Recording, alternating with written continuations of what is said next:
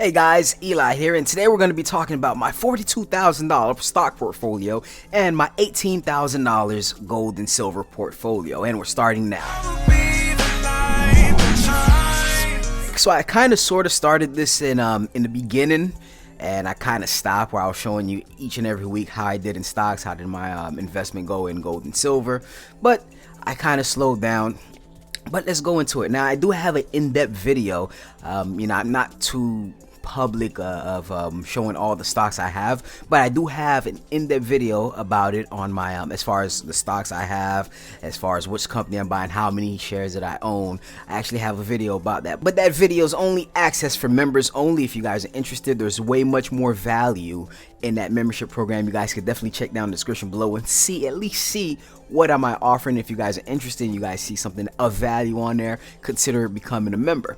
But before that, so far you guys can see, I'm not showing the whole thing. I don't have my money on Robinhood no more. I actually transferred it over to TD Ameritrade, and I actually have a video about why I transferred my money from Robinhood to TD Ameritrade. And then sometime this week that video is going to come out. But you guys can see I actually do have $40,000, and this is just one of my accounts. We're not talking about, I think I have about, I want to say 5 brokerage account. Yeah, about 5, and this is just the one I'm actually comfortable sharing. I'm not going into details with it though. I'm just showing you guys, hey, yep, there's $42,000. Well, there's $40,218.35 to be exact in that account. And to be honest with you, this account's been doing good. I actually started this account way back during the pandemic. When I saw all the stocks going down, I was like, hey, perfect opportunity. I was looking for weaknesses, and I definitely found it in as far as when the pandemic came. That was one of the best weaknesses there were. All right, now in this one, I don't have that much tech stock. I think if I were to take a look at it, let me just look at it. I don't mind saying I do own Facebook, and I do own a company called Switch, but that's the only 2 tech stock I have. And I bought Facebook, I want to say the dollar cost average. I started buying Facebook when it was at $214, and right now it's about close to $300. But I've been averaging up with Facebook, and I have I'm not happy with the shares I have in Facebook, but if it goes down, if there's more weakness, and that's why I've been hoping, as far as with election and I'm hoping there's more weakness into the market. So we'll definitely check that out and see what's going on. All right, definitely want to buy more. All right, yeah, I'll say I have I'll say Facebook is a tech company, and another company called Switch. I'll say that's the only 2 tech companies that I actually have. Other ones that I'm looking at, no other tech companies. Let's see, I have a multi-sector company. I have a retail company, but that retail company, I believe, is heavily focused online. So they're doing great online, even though Wall Street don't believe in them right now because they've been beaten down heavily. They've been beaten down super heavy, but I do see certain stuff, and I have been doing my research, heavy research. I want to let you guys know off back. I do a lot of research, guys. I do a lot of research on these companies. I have to find out what do they do. I have to know what's their business model. I have to know their CEO, what their CEO. Got to watch interviews from their CEO. I got to know their balance sheet. Do they have cash to survive ongoing pandemic? I have to see all those stuff. Now, I did take some profit off one company, and I put it into a different company, and that company, within the past 2 weeks, I'm about 83% increase, 83% gain. And to be honest with you, I wish I had put more into the company. I wish I would have put more into the company, but to be honest with you, that company I'm definitely holding on to. Now, I'm sorry, I'm just being real broad here. I'm not saying the company's name. I'm not saying none of that. I'm very sorry. I'm like real private when it comes to stuff like this. But if you guys are interested and you want to help support the channel, I think the first membership, Baby Urban membership program, you'll have access to that. I release all my videos on Monday as far as investment in my gold and silver. All right, so now we go into my gold and silver. I have about $18,000, close to $19,000 in this, and to be honest with you, I'm not same thing. I'm not going on how much silver I own, how much gold I own. I'm not going on that. But to be honest with you, yeah, I showed you a $40,000 stock portfolio. Last week it was about 35, and I think I only put 800, and it grew up to 40,000. We had a strong market this week. Gold and silver, I think last week was about my portfolio itself was at 17,000, and then now it's close to 19,000. To be honest with you, I'm just gonna keep buying more silver. I've bought heavy this week. I think I spent about like a good $300 on silver. I haven't added that number to this yet, so it's likely, I'll say, if anything, if you add everything I added this week, it's likely over $19,000 as far as my gold and silver.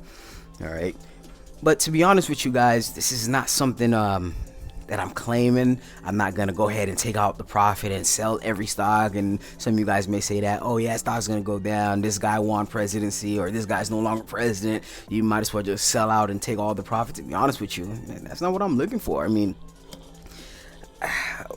my whole thing is, what other options do I have?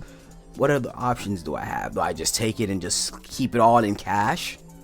Do I keep it all in cash? And to be honest with you, if stocks go down 50%, it really doesn't matter to me. It really doesn't matter. I can lose the whole let's say every company that I bought went down to zero. The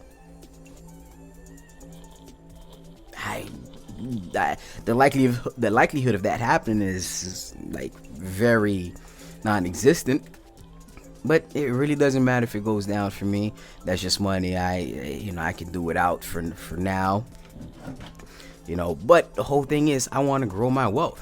I want to grow and protect my wealth. That's why I'm investing in both. At the end of the day, it's just a piece of paper. At the end of the day, it's just a piece of paper, and I can just hold it all in the bank account, hold it all under my mattress, and by the end of the day, end of the year, maybe by the end of this decade, how much is that money really worth?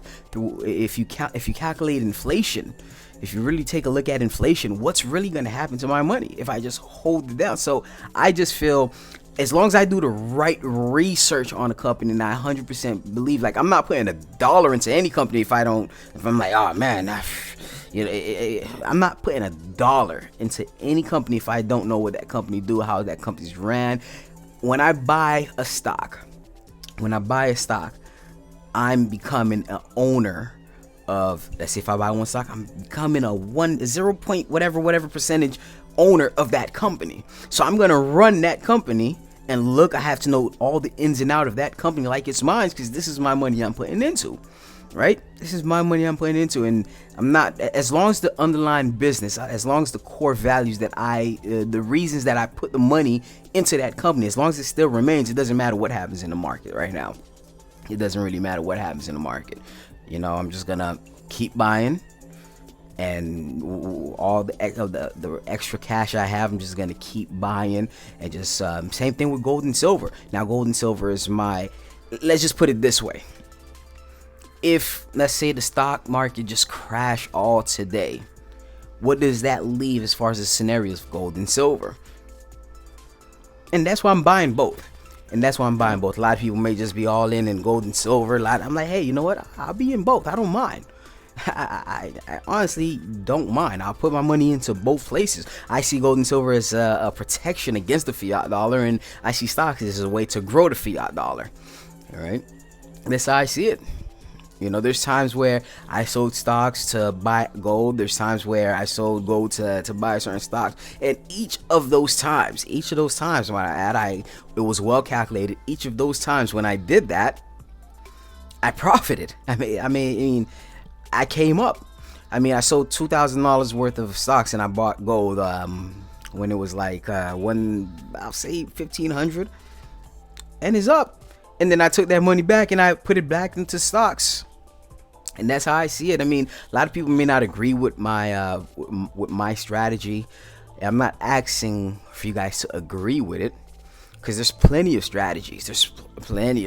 Hey, a lot of people like Michael Jordan's strategy more than Kobe's strategy or LeBron's strategy. A lot of people likes LeBron's strategy way better than Michael Jordan's strategy. But both of the strategies won them championships. Maybe one got them 6 and the other one got 4, but it still got them championships.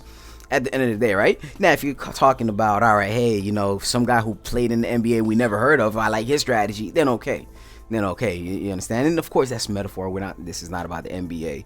This is not about that. But that's pretty much all I have for you guys today. Comment down below. Let me know, what are your thoughts? What are some of your predictions? Are you guys into stocks? Are you guys heavy into gold and silver? Are you guys only into gold and silver? Let me know down in the comments below. Do you believe the stock market is going to crash and everything's going to go to hell? And just comment down below. Let me know some of your thoughts. Thank you.